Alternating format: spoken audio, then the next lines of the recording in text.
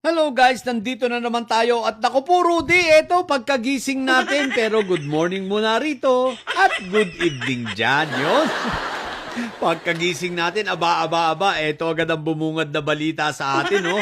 Ang sabi dito ha, Lacson, okay, Pia Cayetano, si Pia Madamdamin ha, had 4.7 budget insertions in 2025, Alan had 6.7B. What the heck? Guys, maliwanag na itong magkapatid na Kawatano ay merong insertions na umaabot ng 6.7 plus 4.7, 11.4 billion.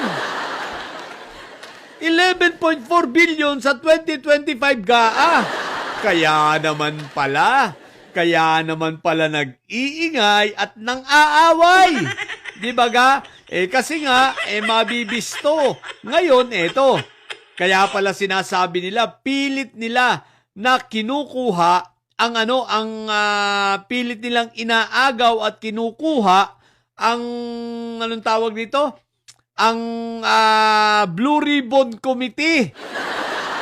At nakikipagnegosasyon pa, nakikipag-negotiate pa before kila Senator Win at sa majority na kung pwede, sige, maghatian na lang daw ng powers at sa kanila na lang iwan ang Blue Ribbon Committee hearing para sa flood control. Yun naman pala may malaki palang tinatago at merong project na 11.4 billion insertions, no? Ang malupit pa rito, eto, tingnan natin ha. Ayan guys, naku po Rudy, isa sa mga nag-project sa kanila, ayan ay ang mga Diskaya. Ayan March 23, 2022, panahon ni Pentaboy, di ba? Ayan Diskaya. Saan ang project? Ayan, sa Taguig River. Itong slope protection na tinutukoy nitong si Senator Ping Lacson, di ba ga? So kaya pala naman ang aaway, kaya pala nag-iingay para mapagtakpan. Kaya pala gustong kunin ng Blue Ribbon Committee ay para mapagtakpan ang kanilang mga kalokohan at maitago ang 11.4 billion na ito. Mabuti na lang ang desisyon ngayon ng Blue Ribbon Committee at ng Senado, itong mga issues at mga kaso ng flood control, idiretso na sa Ombudsman. Which is yun naman talaga ang tama. Para diretso demanda na. No? Ngayon, ibig bang sabihin nito mukhang ang maiimbestigahan ay hindi lamang itong si Chupetra? Mukhang pati si Pia Madamdamin? Kaya ba nananahimik na sa impeachment trial? At nananahimik na rin sa issue ng flood control? Wala nang imik, wala nang pa-interview. Aba. Pia Madamdamin, kumusta ka naman? Kumusta ka naman? Huwag kang mag-alala, darating tayo dyan, di ba? Total, pasikat kayo. Magaling kayo, di ba? Pabida-bida kayo. Ngayon, darating ang panahon, darating ang mga araw na yan ay kinakailangan yung sagutin sa ating ombudsman. Hindi lamang sa ombudsman, syempre.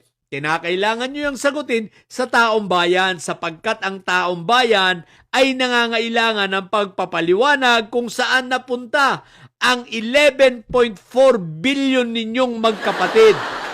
Bakit may 11.4 billion kayo pero ang Taguig, binaba pa rin ang ilang area sa Taguig, di ba? At hindi lang yun, bakit mukhang may anomalya sa mga pinagagawa, may mga pati pictures na ginagamit. Yung mga slow protection, nag-o-overlapping, di ba? Ibig sabihin, nagdo-double charging, pero ang construction, isa lang. So, ibig sabihin, ang isa ron, bahagi ng slope ay ghost. Di ba? So, kailangan nyo itong ipaliwanag, Pia Madamdamin, ha? So, ngayon, kinukumusta ka na namin, ha? At malamang-lamang, mababalitaan lang namin na kayo ay sinampahan na ng kaso sa ombudsman. Anyway, siguro naman aabot sa plunder kung kayo kay Pia Madamdamin, siguro naman aabot ito sa plunder. Sapagkat yung kay Chupetra, matik na yon. Talagang sigurado, plunder yon. At syempre, pag plunder, walang piyansa.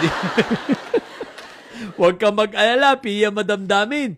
Kung sakasakali naman, magkakasama naman kayo ni Mother Solar sa kulungan dahil mukhang parehong plunder ang haharapin nyo.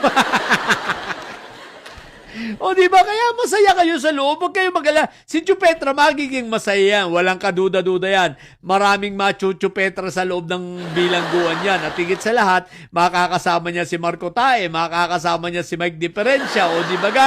At hindi higit sa lahat, nakakasama niya si Jingay. So, total sabi ni Jingay, hindi raw naman niya sosolohin, di ba? At syempre, makakasama pa na yung kanilang bunso na si Leandro Lepiste, di ba?